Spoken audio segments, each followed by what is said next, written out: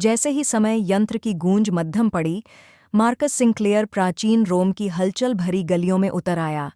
एक साधारण ट्यूनिक पहने हुए वह भीड़ में घुल मिल गया, कोलोसियम, फोरम और जटिल एक्वाडक्ट्स को देखता हुआ चकित रह गया। अतीत की ध्वनियाँ, दृश्य और सुगंध उसे चारों ओर से घेर रहे थे। रोटी बेचते हुए बेकर, वाद विवाद करते हुए सीनेटर और लैटिन में मोलभाव करते हुए व्यापारी।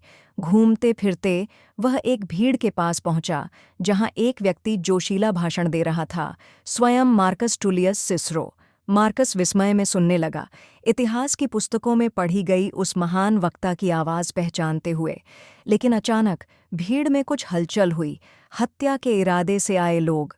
सहज प्रवृत्ति से मार्कस ने एक हमलावर को ठोकर मार दी, जिससे इतना व्यवधान उत्पन्न हुआ कि सिसरो के अंगरक्षकों को हस्तक्षेप करने का मौका मिल गया। सिसरो ने उसकी ओर देखा, आंखों में तीक्ष्णता झलक रही थी। तुम साहसी हो, यात्री। तुम किस भूमि से आए हो? मैं दूर देशों से ज्ञान की खोज में आया हूं, मार्कस ने सावधानी से उत्तर दिया। सिसरो उसकी बातों से प्रभावित हुए और उसे अपने विला में आमंत्रित किया।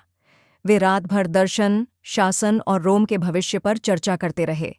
मार्कस चाहता था कि वह गणराज्य के पतन के बारे में चेतावनी दे, लेकिन वह इतिहास को बदल नहीं सकता था। भोर होते ही उसने अपना यंत्र सक्रिय किया और एक चमकदार रोशनी में लुप्त हो गया।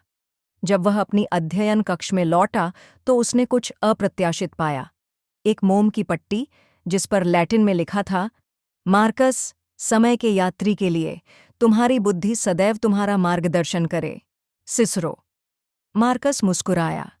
इतिहास अछूता रहा, लेकिन उसने उसमें अपनी छाप छोड़ दी थी।